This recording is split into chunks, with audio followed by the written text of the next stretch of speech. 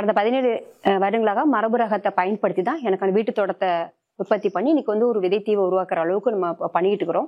சரி, இப்ப எல்லாரும் இங்க இன்னைக்கு வந்திருக்கிறீங்க. முதல் தலைப்பு நமக்கு பாத்தீங்கன்னா வீட்டு தோட்டம், மாடி தோட்டம், அதை ஏன் நம்ம பண்ணணும், இன்றைய காலகட்டத்துக்கு என்ன அவசியம் அப்படின்னு நீங்க என்ன நினைக்கிறீங்க?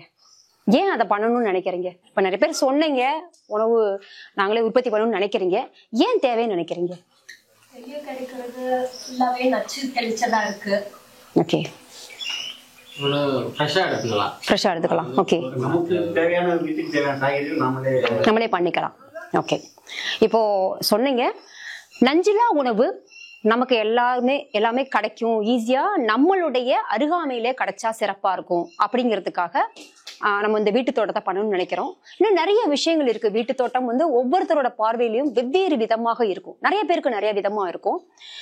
பொதுவாவே ஒரு வீட்டு தோட்டம் ஏன் நமக்கு பண்றோம்னா, ஒரு அந்த நஞ்சில்லா உணவு, அதையும் மீறி நிறைய விஷயங்களுக்கு ஒரு ஸ்ட்ரெஸ் ரிலீஃபா இருக்கும். நிறைய பேர் இன்னைக்கு வந்து நிறைய ஐடி ஃபீல்ட்ல நிறைய இடங்கள்ல வேலை பாக்குறீங்க. அந்த இடங்கள்ல நிறைய மன அழுத்தங்களால ரொம்ப அவதி விடுறாங்க. இந்த மாதிரி இருக்கக்கூடிய சூழல்ல இயற்கையோடு ஒன்றி பயணம் பண்ணணும் அப்படின்லாம் ஆசை இருக்கும் எல்லாத்துக்கும். இயற்கை சூழல்ல இருக்கணும் அப்படின்லாம் நினைப்போம், விரும்புவோம். ஆனா எல்லாத்துக்கும் அது கிடைச்சிருமா அப்படின்னா சாத்தியம் இல்லாம இருக்கும். நிறைய அபார்ட்மெண்ட்ல இருப்பாங்க, பிளாட் சிஸ்டம் முறையில வாழ்றவங்க, இப்படி எல்லாம் இருப்பாங்க. எல்லாத்துக்கும் அது இருக்காது.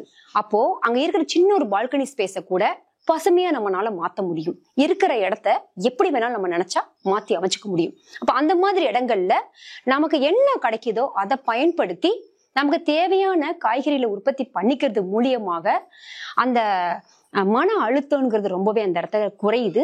அந்த பசுமையானதை பார்க்கும்போது பசங்களும் சரி அது கூட இன்வால்வ் ஆவாங்க. இன்னைக்கு எல்லாருமே போன் இந்த மாதிரிலாம் கையில வச்சுக்கிட்டு ரொம்ப திசை திருப்பப்படுது. குழந்தைங்களை டைவர்ட் பண்ணி விடலாம் இந்த வீட்டு தோட்டத்து மூலியமாக. நமக்கு நஞ்சில்லா உணவு கிடைக்கும். உணவு மட்டும் இல்ல, மூலிகை மருந்து சார்ந்த பொருட்கள் எல்லாமே நம்மளால சின்ன சின்ன இதுல உற்பத்தி அங்கேயே நம்ம செஞ்சுக்க முடியுது. இதெல்லாம் தவிர இன்னும் நிறைய இருக்குது. இயற்கை வழியில விளைந்த காய்கறிகள் எல்லாருக்குமே கிடைக்குதா, சாத்தியமா அப்படின்னா அப்படி கிடைக்கிறது இல்ல. எங்கேயோ ஒரு பக்கம் விளையுது, இங்க வந்து சேர்றதுல நிறைய சிரமங்கள் இருக்குது. அப்புறம் அதே மாதிரி நுகர்வோர்களும் நம்ம இயற்கையில உற்பத்தி பண்றவங்களும் நேரடி சந்திப்புகளோ அங்க நகர்ப்புறங்கள்ல இருக்கிறவங்களுக்கு கிடைக்கிறது இல்ல. சோ அங்க என்ன கிடைக்குதோ அதை சாப்பிடக்கூடிய சூழல்ல நமக்கான நஞ்சு இல்லாம உற்பத்தி பண்றதுக்கு ரொம்ப எளிமையா இருக்கும் ஒரு வீட்டு தோட்டம் நம்ம வைக்கிறது மூலியமா. அது மட்டும் இல்ல, நிறைய பேரு நான் நிறைய விவசாயம் பண்ணணும், எனக்கு ரொம்ப ஆசை இருக்குது, நான் ஐடில வேலை பார்த்துட்டு இருக்கிறேன், ஆனா ஒரு நிலத்தை வாங்கி நான் விவசாயம் பண்ணணும் அப்படின்னு எல்லாருமே விருப்பப்படுறாங்க இல்லைங்களா? அப்படி விருப்பப்படும் போது அதை பத்தின எந்த ஒரு நாலேஜுமே இல்லாம எப்படி நம்ம போய் பண்ண முடியாது இல்லைங்களா? அப்ப அப்படிப்பட்ட சூழல்ல ஒரு வீட்டு தோட்டம்ங்கிற ஆய்வு கூடத்தை சின்ன ஒரு பால்கனி ஸ்பேஸ்ல கூட வச்சு நுணுக்கங்களை நிறைய கத்துக்கிட்டு பெரிய அளவுல விவசாயத்துக்கு வரலாம். அதை விட்டுட்டு எடுத்த உடனே பெருசா வந்தோம்னா அதுல சிரமங்கள் இருக்கும். அதுக்குமே நமக்கு வீட்டு தோட்டம் ஒரு நமக்கு தேவையா இருக்குது. அந்த இடத்துல நிறைய நுணுக்கங்களை கத்துக்கலாம். சின்ன சின்னதுல பெருசா செலவு எதுவும் பண்ணாமல், பெரிய பொருள் இழப்புகள் எதுவும் இல்லாமலும் அங்க நிறைய நம்மளால கத்துக்க முடியும். அதை படிப்படியா நம்ம எடுத்து கொண்டு போக முடியும். சோ இந்த மாதிரி பல விஷயங்கள் இருக்கு. அதே மாதிரி மரபு ரக விதைகள், இந்த விதைகளை நம்ம பாதுகாக்கக்கூடிய ஒரு இது நம்ம வீட்டு தோட்டம் அமைச்சா கூட நம்மளால 4 ரகத்தை காப்பாத்தி நம்ம அடுத்த தலைமுறைக்கு கடத்த முடியும். பெரிய விவசாய நிலம் இருந்தாதான் பண்ணணும்னு கிடையாது. சோ விவசாய நிலமே இல்லாதவங்க விவசாயம் பண்ணணும்னு ஆசைப்படுவாங்க. அவங்க என்ன பண்ண முடியும்? அதனுடைய அந்த தகவல்களையும் நுணுக்கங்களையும் நம்ம பிள்ளைங்களுக்கு கடத்தணும்னு நினைப்பாங்க. நிலம் இல்ல, அப்ப என்ன செய்ய முடியும் அவங்கெல்லாம்? அப்படி இருக்கிறவங்களும் கூட ஒரு வீட்டு தோட்டத்து மூலியமாக செடி வளர்ப்பு முறைகளோ அதை பத்தி அடுத்த தலைமுறைக்கு நம்மளால கடத்த முடியும் ரொம்ப எளிமையா. சோ இதுக்கெல்லாமே இந்த வீட்டு தோட்டம் வந்து காரணம். இது மாதிரி நிறைய காரணங்கள் இருக்குது. நீங்க நிறைய உங்களுடைய சிந்தனைகளை போட்டீங்கனாலே நிறைய உங்களுக்கு வந்து தெரிய வரும். ஓகே, இப்படிப்பட்ட ஒரு வீட்டு தோட்டத்து மூலியமாக நமக்கு நஞ்சில்லா காய்கறி கிடைக்குது. அதை நம்ம சாப்பிட்டு எல்லாருமே ஆரோக்கியமா இருக்க முடியும். ஓகே, இதெல்லாம் நமக்கு தெரிஞ்சிருச்சு. ஆனா செய்யணுமே, எப்படி செய்ய, என்ன தேவை வீட்டு தோட்டத்துக்கு? முதல்ல என்ன நமக்கு அடிப்படை தேவை? என்ன தேவை? இட வசதினா நமக்கு என்ன சுத்தி இருக்குதோ அந்த இடத்த தான் நம்ம எடுத்துக்க போறோம். அது மொட்டை மாடியா இருக்கலாம், பால்கனி ஸ்பேஸா இருக்கலாம், ஒரு ஜன்னல் ஓரங்கள்ல கொஞ்சம் வெயில் படுதுன்னா அந்த இடத்த நம்ம பயன்படுத்தலாம். வீட்டை சுத்தி கொஞ்சம் கொஞ்சம் இடம் இருக்கும், நிலங்கள் இருக்கும் இல்லையா, கொஞ்சம் இடம் இருக்கும். ஒரு வால் மாதிரி ஒரு ஷேப்பே இல்லாம இருக்கலாம். நம்ம வீடு என்ன இருக்குன்னா அருகில பக்கத்துல ஒரு பிளாட் இருக்கலாம், வேறவங்களோட இடமா கூட இருக்கலாம். அதை எப்படி பர்மிஷன் வாங்கிக்கிட்டு கூட நம்ம பயன்படுத்தலாம். இப்ப இதெல்லாம் எப்படி செய்யலாம்ங்கிறதெல்லாம் இன்னைக்கு நீங்க தெரிஞ்சுக்க முடியும். சரிங்களா? அப்போ இடம் இருக்கிற இடத்த எப்படி நம்ம பயன்படுத்திக்கலாம். ஒரு 4 பெயிண்ட் பக்கெட் வைக்கிற அளவுக்கு இருந்தா கூட நமக்கு போதும் தான். ஒரு 4 தொட்டியை வைக்கிற இடத்துல கூட நம்மளால முடிஞ்ச அளவுக்கு கீரையும் மூலிகைகளை மட்டும் கூட நம்மளால உற்பத்தி பண்ணிக்க முடியும். சோ ஓகே, இதெல்லாம் போக அடுத்து நமக்கு என்ன தேவை? வீட்டு தோட்டத்துக்கு நமக்கு இடம் கிடைச்சிருச்சு, எல்லாம் கிடைச்சிருச்சு, இங்கதான் வைக்க போறோங்கிற முடிவை பண்ணிட்டீங்க. ஒரு நகர்ப்புறத்துல இருந்தாலும் நான் மொட்டை மாடியில தான் என்னால வைக்க முடியும் அப்படின்னு நினைக்கிறீங்கன்னு வச்சுக்கோங்க. அப்ப அவங்களுக்கு என்ன அடுத்து தேவைப்படும்? கண்டெய்னருக்கு முன்னாடி ஓகே, எப்படி என்ன பண்றோங்கிற நாலேஜ், அது இந்த மாதிரி எல்லாம் நீங்க எடுத்துட்டு போயிடுவீங்க. அடிப்படையில மண்ணு பிரதானம் இல்லைங்களா? மண்ணு தேவை. அப்போ அந்த பாட் மிக்ஸ் அப்படிங்கறத எல்லாரும் இன்றைய காலகட்டத்துல வெளியில தான் நிறைய வாங்கிட்டு இருக்கிறாங்க. இல்ல உண்டா இல்லைங்களா? அப்போ அந்த வெளியில எதையுமே வாங்காம பண்றது எப்படின்னு நீங்க எப்படி கத்துக்குவீங்க? எப்படி கத்துக்கலாம்?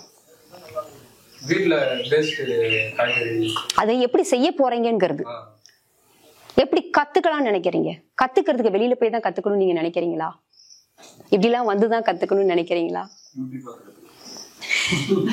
இந்த யூடியூபோ இந்த மாதிரி நாங்க சொல்லி கொடுக்கறதோ இதெல்லாம் மீறிய விஷயங்கள் நிறைய இருக்குதுங்க. இயற்கையை கவனிங்க. அதை மட்டும் நீங்க கவனிச்சீங்கன்னா நிறைய நீங்க கத்துக்க முடியும். எனக்கு முதல்ல எனக்கு குருநாதரே பாத்தீங்கன்னா இந்த குப்பை மேடுகள், இந்த இயற்கை சூழல் தான். அதை ஆழ்ந்து ஒவ்வொருத்தரும் கவனிச்சீங்கன்னா ஒவ்வொருத்தருக்கும் ஒவ்வொரு விதமான சிந்தனைகள், புரிதல்கள், அது நிறைய கற்றல்கள் எல்லாமே கிடைக்கும். எல்லாமே குப்பை மேடு அதெல்லாம் கடந்து போயிருக்கீங்களா? சாக்கடை பகுதியெல்லாம் பாத்திருக்கீங்களா? ஓகே, அது ஏதோ ஒரு தக்காளி செடி, ஒரு மிளகா செடி தானா முளைச்சு பாத்திருக்கீங்களா? காய் நிறைய காய்ச்சி பாத்திருக்கீங்களா? பூச்சி தாக்குதல இல்லாம பாத்திருக்கீங்களா? காய் நிறைய காய்க்கும், அதை போய் பறிப்பீங்களா? ஏன் பறிக்க மாட்டீங்க?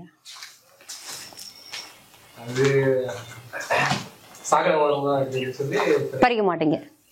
அதனாலதான் பறிக்க மாட்டீங்களா? கிடையாது. நல்லா யோசிச்சு சொல்லுங்க. ஏன் பறிக்க மாட்டீங்க தெரியுமா? நம்ம பறிக்கிறத யாரோ பாத்துருவாங்களோன்னு. அதான உண்மை. நம்ம பறிக்கிறத யாரோ பார்த்தாங்கன்னா என்ன நினைப்பாங்க?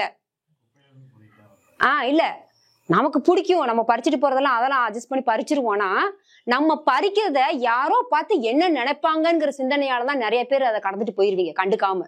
அதை பத்தி எல்லாம் கண்டுக்க கூடாது. நமக்கு நஞ்சில்லா உணவு வேணும்னா அதுக்கு என்ன செய்யணும், எப்படி பண்ணுங்கிறத மட்டும் தான் கவனிக்கணும். தவிர அவன் என்ன சொல்லுவான், இவன் என்ன சொல்லுவான்ங்கிற மாதிரி எல்லாம் நம்ம போயிடக்கூடாது. அங்க நீங்க கவனம் செலுத்திக்கோங்க. சோ அப்போ ஒரு மண்ணு தேவை.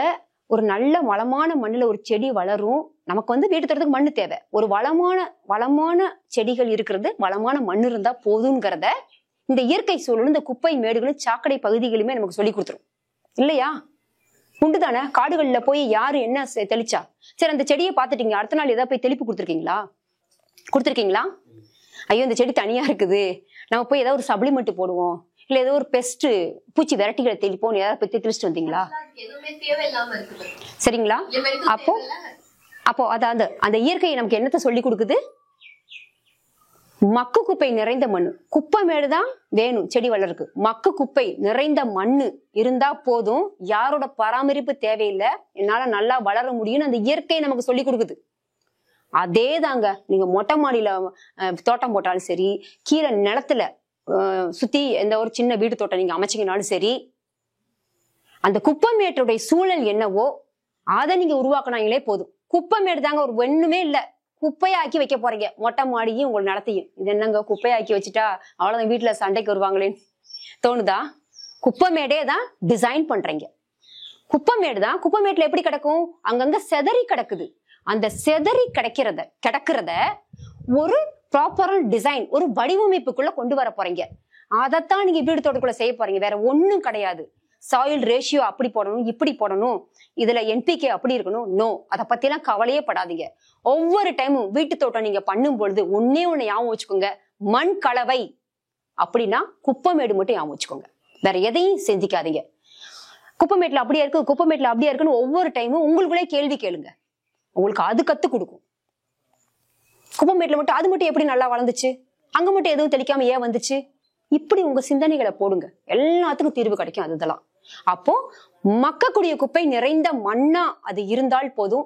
டெரஸ்டா இருந்தாலும் சரி, ஒரு பால்கனி ஸ்பேஸ்ல கண்டெய்னர்ல நீங்க வச்சுக்கினாலும் சரி, நிலம் சுத்தி இருக்கிற இடத்துலயா இருந்தாலும் சரி, ரொம்ப சிறப்பா வரும். இங்க பதிவு பண்ற ஒவ்வொரு விஷயமும் இந்த 17 வருடங்களாக நான் செஞ்ச விஷயத்தை தான் பதிவு பண்றேன். இங்க நீங்க பாத்திருப்பீங்க, இங்க கண்டெய்னர்ஸ் எல்லாம் பாத்தீங்க இல்லையா? வாரம் 3 நாள் இங்க இருப்பாங்க. தண்ணி மட்டும்தான் அங்க ஏதாவது இல்லைன்னா கொடுப்பாங்க, அவ்வளவுதான். அந்த ஹெல்ப் மட்டும்தான். இது வரைக்கும் எந்த தெளிப்பும் நம்ம கொடுக்கல. ஆனா எதுக்குமே குறை வச்சது இல்லை. அப்ப என்னன்னா அந்த மண்ணு தான். அப்ப மண்ணு மட்டும் வளமா இருந்தால், பாயிண்ட் ஞாபகம் வச்சுக்கோங்க, சாயில் ஹெல்த்தியா இருக்குன்னு வச்சுக்கோங்க. மண்ணு வளமா இருந்தா அதுல வர்ற செடி வளமா இருக்கும் இல்லைங்களா? அப்போ செடி வளமா இருந்தா பூச்சிகள் தாக்காது. Insects do not attack healthy plants. இது ஞாபகம் வச்சுக்கோங்க. அப்ப மண்ணு தான் பிரதானம்.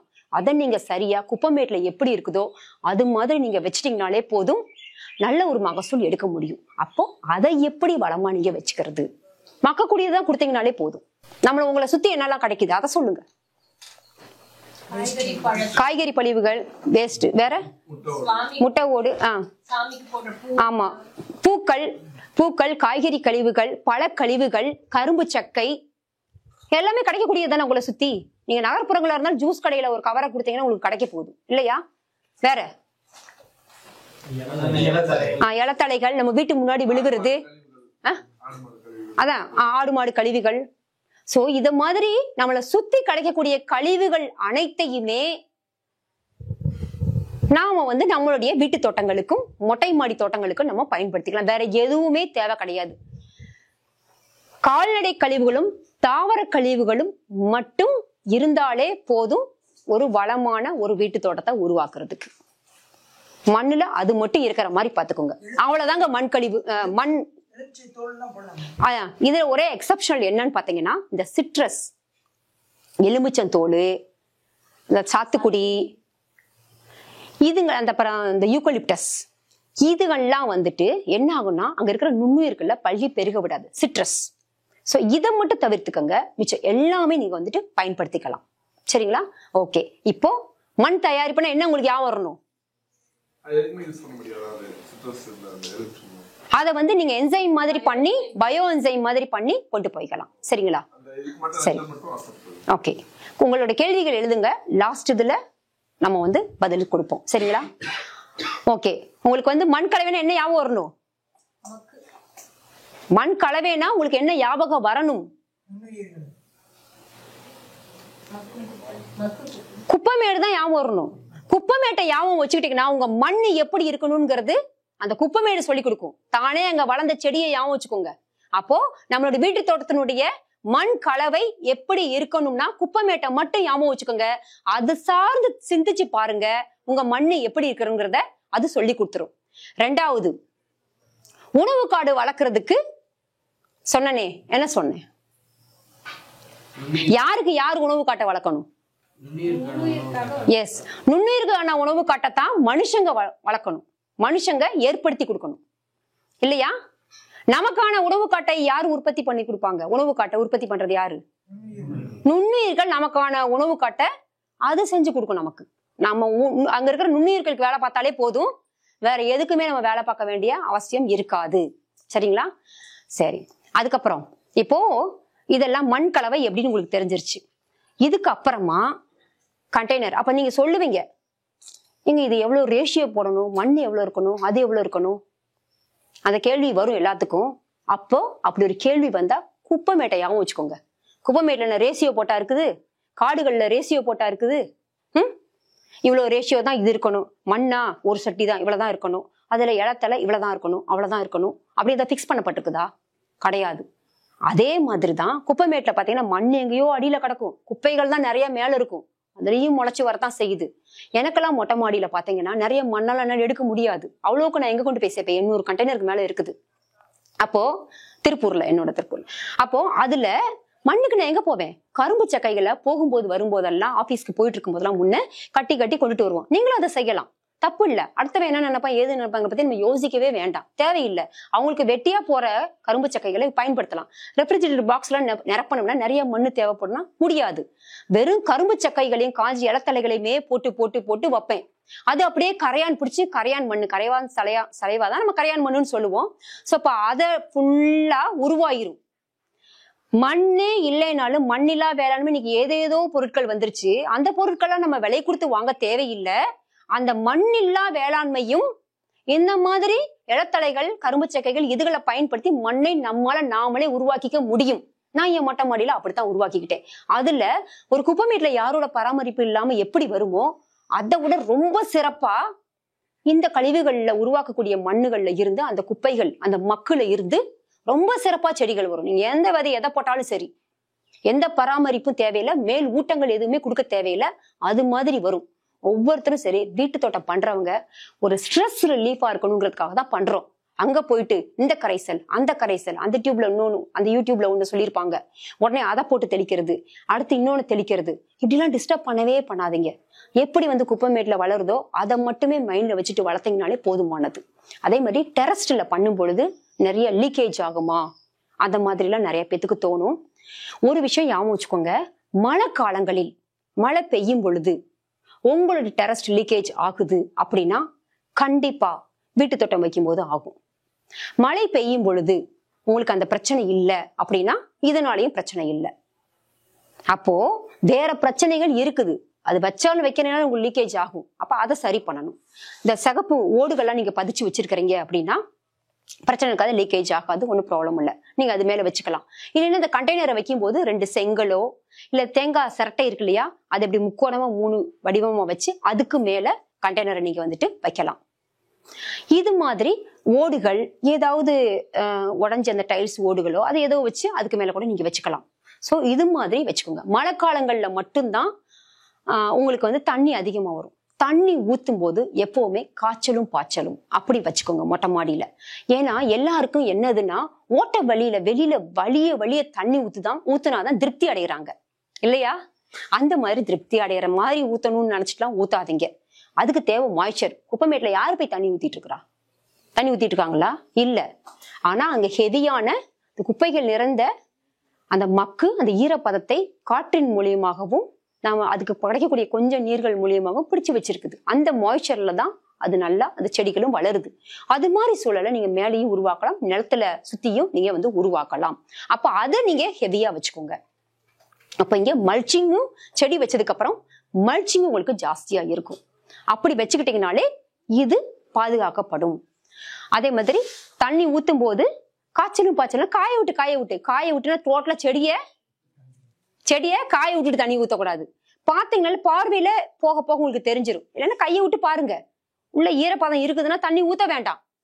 மேல்வெண்டு காஞ்சு உங்களுக்கு நல்லா தெரியும். அந்த ஈரப்பதம் இல்லைன்னா அதுக்கு தண்ணி விடுங்க. சோ இதை கவனம் வச்சுக்கோங்க. இப்படி வைக்கும் போது எங்க உங்களுக்கு வாட்டர் லீக்கேஜ் ஆகி வெளியில கிரவுண்ட் எல்லாம் ஆக போகுது? ஆகாது. இப்படி மட்டும் செஞ்சீங்கன்னா சிறப்பா இருக்கும். அதே மாதிரி கண்டெய்னர்ல ஃபில்லிங் பண்ணுவீங்க இல்லையா? Container filling. சரி, கண்டெய்னருக்காக என்ன பண்ண போறீங்க? யாரெல்லாம் இதுல மொட்டை மாடி மட்டும் செய்ய போறீங்க? எனக்கு மொட்டை மாடியில மட்டும்தான் விவசாயம் பண்ண முடியும் யாரும் இருக்கீங்களா? Terrace garden.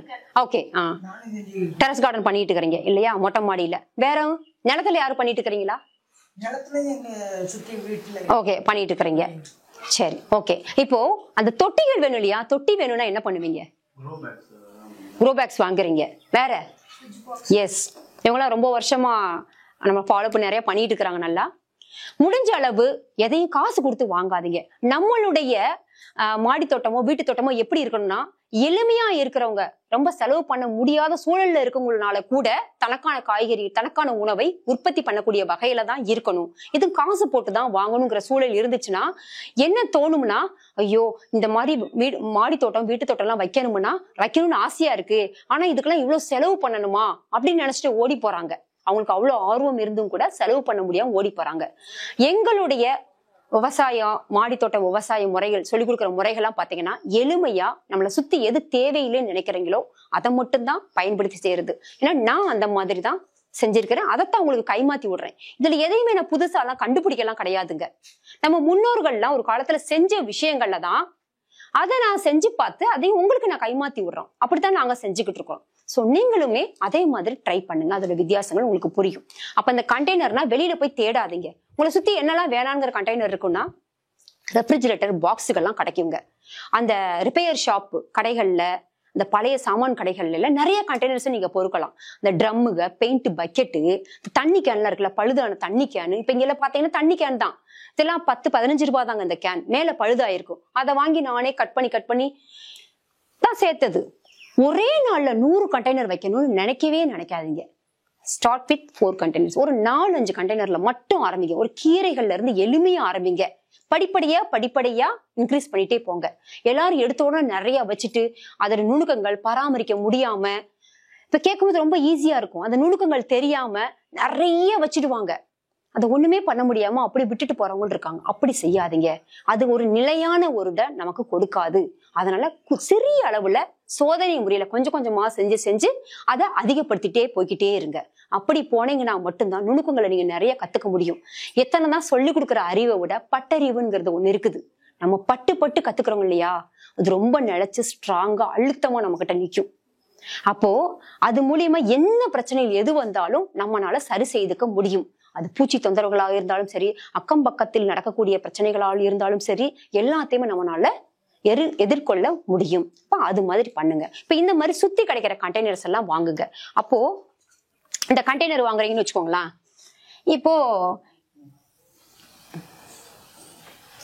இப்படி வந்து ஒரு பெயிண்ட் பக்கெட் கிடைக்குது. இப்ப இதுல துளை போடுறீங்க பாத்தீங்களா, துளை போடுறது எப்பவுமே இந்த அடியில வந்துட்டு போடாதீங்க. புரியுதுங்களா? எங்க போடணும்னா இந்த கீழே இருந்து 1 இன்ச்சுக்கு மேல ஒரு 3 இடத்துல, ஒரு 2-3 இடத்துல வந்து அங்கங்க போட்டு விட்டுக்கலாம். அது கூட கம்பியை சூடு பண்ணி கூட நீங்களே போட்டுக்கலாம். சால்ட்ரைன் எல்லாம் இப்ப கிடைக்குது, அது மாதிரி கூட வாங்கிக்கிட்டு நீங்க அழகா இந்த மாதிரி துவாரம் போட்டுக்கோங்க. போட்டுட்டு ஃபில்லிங் ரொம்ப முக்கியம். வீட்டு தோட்டத்துல ஃபில் பண்றது முக்கியம். காஞ்ச இலத்தல்லையோ இலைகளோ எது விழுந்தாலும் சரி, அதை எதையுமே நீங்க வந்து அப்புறப்படுத்தவே படுத்தாதீங்க. அது எல்லாமே சேமிச்சு ஒரு மூட்டையில வச்சுக்கோங்க. எப்பனாலும் உங்களுக்கு பயன். ஒண்ணு கம்போஸ்ட் பண்ணி அத மண் கலவைகள்ல நீங்க பயன்படுத்திக்கலாம். மண்ணுல போட்டுக்கலாம், மேல் உரமாகவோ அந்த மண்ணுல வந்து நீங்க போட்டுக்கலாம். இல்லையா இந்த மாதிரி ஃபில்லிங்க்கும் நீங்க பயன்படுத்தலாம். இப்போ மண்ணு வந்து உங்களுக்கு தெரியும், காஞ்ச இலத்தலைகள் என்னென்ன மக்கக்கூடியது இருக்குதோ அத்தனையும் கலந்து மக்குற வரைக்கும் ஒரு 35-40 நாள் விட்டுட்டீங்கன்னா மக்கிருங்க. சரிங்களா? அது மண் கலவை தயாரா இருக்கு. அத மூடி வச்சுக்கலாம். சீக்கிரம் மக்கும். ஆனா நீங்க இப்ப நிலங்கள்லாம் இருக்குல்ல, நிலத்துல குவிச்சு வச்சு சும்மா மூடி வச்சிடலாம். ஒரு துணியோ இல்ல ஒரு சாக்குகளையோ போட்டு மூடி வச்சுக்கலாம். இந்த மாதிரி பண்ணிக்கலாம். அந்த மக்குனதை ஃபில் பண்றதுக்கு முன்னாடி நீங்க செய்ய வேண்டிய வேலை என்ன தெரியுமா? கண்டெய்னர்ல இதெல்லாம் வந்து ஏன் அனுபவப்பட்ட டெக்னிக்ஸ் தான். அதெல்லாம் ஃபில்லிங் பண்ணும்போது காஞ்ச இலத்தலையெல்லாம் இது வரைக்கும் ஃபில் பண்ணிடுங்க. Dry, no greens, only browns. சரியா? இந்த காஞ்ச இலத்தலையில மட்டும் நிறைய அடியில ஃபில் பண்ணிட்டு, இந்த துவாரம் போட்டதுக்கு அப்புறமா ஃபில் பண்ணிட்டு, அதுக்கு மேல நீங்க மக்கக்கூடிய மண் கலவையை வச்சிருப்பீங்க இல்லையா, அது ஃபுல்லா மேல போட்டுக்கோங்க. ஃபுல்லாவே ஃபில் பண்ணிக்கலாம். இது மாதிரி போடுறது மூலியமா டூ நத்திங் ஃபார்மிங் ஆயிரும். அதுக்கப்புறம் என்னன்னு நீங்க செஞ்சுக்கிட்டே இருக்க தேவையில்லை. இப்போ இங்க ஒரு கத்திரி தக்காளி நாத்து ஏதோ விட்டு இப்ப நீங்க நட்டுட்டீங்கன்னு வச்சுக்கோங்க. இதை நட்ட உடனே வேர் சின்னதா டெண்டரா இருக்கும். இல்ல ஒரு வெண்டைக்காய் செடி விதையே வைக்கிறீங்கன்னு வச்சுக்கோங்க. ஏற்கனவே இந்த மண் கலவையில இங்க போட்டிருப்பீங்க இல்லையா, இந்த மண் கலவையில போட்டிருக்கிற அந்த மக்கு சத்து நிறைந்த அந்த குப்பமேடு தான், வேற ஒண்ணும் இல்ல. குப்பமேட்டை தான் உருவாக்கி ஒரு டிசைன் பண்ணி உள்ளுக்குள்ள போடுறீங்க. அவ்வளவுதான். ஒரு டிசைனா இதுக்குள்ள கொண்டு வரீங்க குப்பமேட்டை. இதுல இருக்கிற சத்துக்கள் வச்சு இந்த செடி வளர ஆரம்பிக்கும். அதுக்கப்புறம் வளர்ந்துட்டு இருக்கும் போது மேல ஹெவியா என்ன போடணும்? மல்ச்சிங், மூடாக்கு போடணும். மல்ச்சிங் சொன்ன இல்லையா, அப்போ மல்ச்சிங் மேல போடணும். அப்ப இந்த செடி மல்ச்சிங் மட்டும் பண்ணிட்டா போதும், மேல் உரமாக எதுவும் பண்ண தேவையில்லை. அதுக்கப்புறம் இந்த செடி என்ன ஆகும்னா, இப்படி வளர்ந்து ரூட் சிஸ்டம் என்ன ஆகும்? கீழே போகுமா? அப்ப கீழே போகும்போது என்ன ஆகும்னா, கீழே போட்ட காஞ்ச இலத்தல இருக்கு இல்லையா, அது மக்கு சத்தாக இருக்கும். இந்த செடிக்கு தேவையான ஊட்டத்தை அது பெருசாகி காய்க்கிற பருவங்கள் வரும்போது வேறு கீழே போகும்போது இங்க இருக்கிறது இதுக்கு பலன் கொடுத்துட்டு இருக்கும். புரியுதுங்களா? அதுக்கப்புறமா மேல போட்ட மூடாக்கு இறங்க நீங்க மறுபடியும் மூடாக்கு தான் போடணும், வேற எதையும் செய்யாதீங்க. அப்போ இந்த மூடாக்கு மக்கி உள்ள இறங்குமா? அப்போ ஒரு குப்பமேட்லயும் ஒரு காடுகள்லயும் யாரோட பராமரிப்பு இல்லாமல் எப்படி வருமோ அதே மாதிரி மொட்டை மாடி தோட்டங்களில் வரும். இதுதான் நான் ஃபாலோ பண்றது. இது மட்டும்தான். இதுக்காக எந்த தெளிப்பு, நாங்க நிறைய பயணங்கள் பண்றோம், ஒவ்வொரு தெளிப்புகளா கொடுத்துட்டு இருந்தா இதைதான் கவனிச்சுட்டு இருக்க முடியும். அப்படி பண்ணாதீங்க. ரொம்ப ஹாப்பியா ஆனந்தமா அதெல்லாம் செய்யணும் நம்ம. சோ இப்படித்தான் ஃபில்லிங் பண்ணணும். இது மாதிரி நீங்க ஃபில்லிங் பண்ணி பாருங்களாம். இது மாதிரி பண்ணிட்டு வேற ஏதாவது ஒரு விதமா சொல்லப்பட்டிருக்கும், அது மாதிரி நீங்க செஞ்சுக்கோங்க. ரெண்டையும் கவனிங்க. இது கவனிச்சீங்கன்னா வெளியில நிறைய மண்ணில்லா வேளாண்மைன்னு நிறைய பொருட்கள் கொடுக்கப்படுதா, இருக்கா இல்லைங்களா? இருக்கா இல்லையா? சொல்லுங்க, நீங்க பேசுங்க. கொடுக்கப்படுது இல்லையா? நிறைய மாடி தோட்ட கிட் அந்த மாதிரிலாம் நிறைய வந்திருக்குது, நிறைய இருக்கு. அது யாரும் முடியாதவங்க, நிறைய பணம் வச்சிருக்கு, அந்த மாதிரி பரவாயில்ல போட்டு பார்த்து ட்ரையல் எடுத்துட்டு வரோங்கிறவங்க அதை பயன்படுத்திக்கிட்டுங்க. ரொம்ப செலவு பண்ணிலாம் பண்ண முடியாதவங்க இதை பண்ணுங்க. வேணும்னா இதே மாதிரி நான் சொன்ன மெத்தட்ல ஒண்ணு பண்ணிட்டு இன்னொரு பக்கெட்ல இன்னொரு கண்டெய்னர்ல மிச்சப்படி வெளியில சொல்லப்பட்ட மாதிரியும் செய்யுங்க. செஞ்சு பார்த்துட்டு ஏதோ ஒரு வெண்டைக்காய் ரகமோ ஒரு கத்திரியோ, வெண்டைக்காய் ரகத்தை எடுத்துக்கோங்க. ஒரே மாதிரி ஒரே ரகத்தை 2 விதமா நடவு பண்ணுங்க. இதெல்லாம் இங்க செஞ்சு பார்த்துட்டு தான் பதிவு பண்றேன். நட்டுட்டு இதோட வளர்ச்சி என்ன டாக்குமெண்ட் பண்ணுங்க. ஒவ்வொரு விஷயத்தையும் மனதளவுல எழுதி வைங்க, இல்ல பேப்பர்ல எழுதி வைங்க. இதை எழுதி வச்சீங்கன்னா அதோட வளர்ப்பு முறை எப்படி, பூச்சி மேலாண்மை எப்படி, இதுல தாக்குதா, அதுல தாக்காம எப்படி இருக்குது, இதெல்லாம் கவனிச்சுட்டு ஃபைனலா ஒரு காய் வரும் இல்லையா, இதுக்காக எவ்வளவு சிரமப்பட்டிருக்கீங்க, இந்த குப்பமேடு விவசாயத்துக்கு என்ன சிரமப்பட்டீங்கிறது உங்களுக்கு தெரிஞ்சிடும். காய்ச்சி வந்ததுக்கு அப்புறம் அந்த காயை கட் பண்ணி சமைக்கலாம் வேண்டாம், பச்சையா சாப்பிட்டு பாருங்க. சுவையில கொண்டு வித்தியாசத்தை கண்டுபிடிப்பீங்க. பிசிக்கல் ப்ராப்பர்ட்டிஸ்ல நிறைய வித்தியாசம் பார்ப்பீங்க. அதோடைய இலை தன்மை, வளர்ச்சி, நோய் தாக்குதல் இல்லாமல் இந்த குப்பமேட்டு விவசாயத்துல வர்றதையும், நான் சொல்ற மாதிரி விவசாயத்துல வர்றதையும், வேற கமர்ஷியலா சில சொல்லப்பட்ட பொட்டலங்களை எல்லாம் போட்டு வளர்க்கக்கூடியதுல இருந்து வரக்கூடியதையும் வித்தியாசத்தை உன்னால ஈஸியா பிசிக்கலா கவனிக்கவும் முடியும். அந்த சுவையில இருக்கிற வித்தியாசத்தையும் உணர முடியுங்க. அதுவும் மரபு ரக விதைகளை பயன்படுத்தும் பொழுது நல்லாவே அந்த வித்தியாசத்தை நீங்க கவனிக்க முடியும். சோ மரபு ரக விதைகளை பயன்படுத்தினா மட்டும்தாங்க இயற்கை வழி விவசாயம் சாத்தியம். மிச்ச ரகங்களை பயன்படுத்தினீங்கன்னா நல்ல மகசூல் எடுக்க முடியாது. எதுங்க? அதான் நாட்டு விதைங்கிறது அந்த மரபு விதை தான். ஆமா, சரிங்களா? அப்போ இந்த வித்தியாசங்கள் எல்லாம் நீங்க உணர முடியும். இப்ப இத மாதிரி ஒரு ஃபார்மிங் நீங்க போனீங்க அப்படின்னா இந்த தெளிப்பும் தேவையில்லை, வளர்ச்சி ஊக்குவிகளோ இல்ல பூச்சி விரட்டிகளோ தேவையில்லை. ஒரு குப்பமேட்லயும் காடுகள்லயும் யாருடைய பராமரிப்பு இல்லாமல் எப்படி வருதோ அதே மாதிரி உங்களுடைய மொட்டை மாடி தோட்டம் இருக்கும். சரிங்களா? இப்போ மண்ணு எப்படிங்கிறதெல்லாம் உங்களுக்கு தெரிஞ்சிருச்சு. அதுக்கப்புறம் கண்டெய்னரை எப்படி எங்க இருந்தெல்லாம் சேகரிக்கலாம்னு தெரிஞ்சிருச்சு. அப்புறம் எப்படி கண்டெய்னரை ஃபில் பண்ற விஷயமும் உங்களுக்கு தெரிஞ்சிருச்சு இல்லைங்களா? ஓகே, கண்டெய்னர்ல ஃபில் பண்ணியாச்சு, எல்லாம் பண்ணியாச்சு. அதுக்கப்புறமா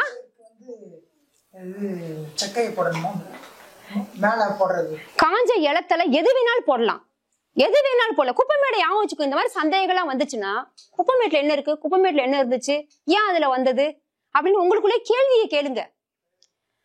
அப்ப அதோட ரிப்ளை தான் உங்களுக்கு ஆன்சரே.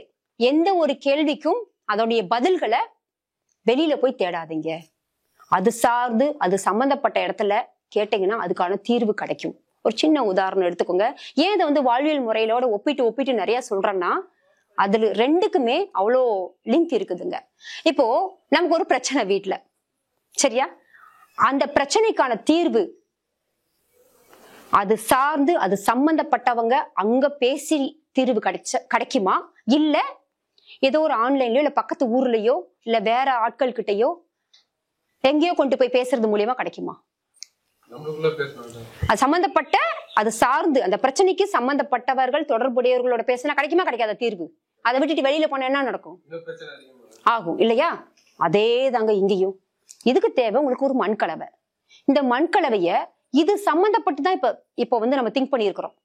இப்படியே போறோம், மண் இருக்கிற இடம் குப்பமேடு, அதை பாக்குறோம். இந்த குப்பமேடு சொல்லி கொடுத்துட்டு போயிருச்சு. அது சார்ந்து அது தொடர்புடையோட நம்ம திங்க் பண்ணதுனால இப்படி கிடைச்சிருச்சு. இதை விட்டுட்டு நீங்க மண்கலவை வேணும், பாட் மிக்சிங் எந்த ஆன்லைன்ல கிடைக்குது, எந்த நர்சரி கடைகள்ல கிடைக்குது, இப்படி திங்க் பண்ணிட்டு போனீங்கன்னா என்ன கிடைக்கும்? ஃபர்ஸ்ட் திங் பொருள்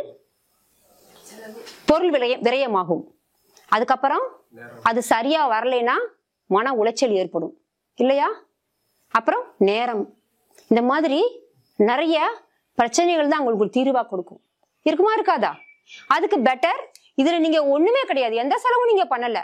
உங்களை சுத்தி என்ன கிடைக்குதோ அதை பயன்படுத்தி டெஸ்ட் பண்ணி பார்க்க போறீங்க. ஒரு வீட்டு தோட்டம் தான், ஒரு ஆய்வு கூட மாதிரி. அதுல உங்களுக்கு ரிசல்ட் தெரிஞ்சிடும். அதுக்கப்புறம் இன்க்ரீஸ் பண்ணிட்டு நீங்க போயிட்டே இருக்கலாம். சோ அப்போ என்ன நம்மளை சுத்தி கிடைக்குதோ அதை பயன்படுத்தி உங்களுக்கான வீட்டு தோட்டத்துல உற்பத்தியை கொண்டு போங்க. சோ ஓகே, இப்போ முடிஞ்சிடுச்சு. இதெல்லாமே நமக்கு தெரிஞ்சிடுச்சு. அடுத்து என்ன வேணும்? நமக்கு விதைகள் வேணும். மண்ணெல்லாம் போட்டு ரெடி பண்ணி வச்சிட்டோம். அடுத்து என்ன வேணும்? விதைகள் வேணும். விதைகளுக்காக என்ன பண்ணலாம்?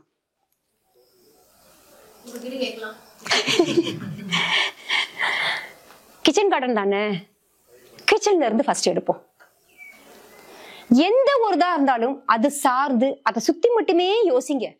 வெளியில அப்புறமா போய்க்கலாம், பாத்துக்கலாம். அப்போ முத நம்ம செய்ய போறோம், அனுபவம் இல்ல, புதுசா பண்ணும்போது எதுக்காக அதிகமா காசு போட்டு எதையுமே தெரியாம பூரா வாங்கி வச்சு வீண் பண்ணணும்? பெட்டரு கிச்சன்கள்ல எதுல இருந்து விதை எடுக்கலாம்? எஸ், அஞ்சரை பெட்டியில இருந்து நம்ம விதை எடுத்துக்கலாம். அஞ்சரை பெட்டியில என்னென்ன விதை எடுக்கலாம்? வெந்தயக்கீரை, கடுகு, மிளகாய்,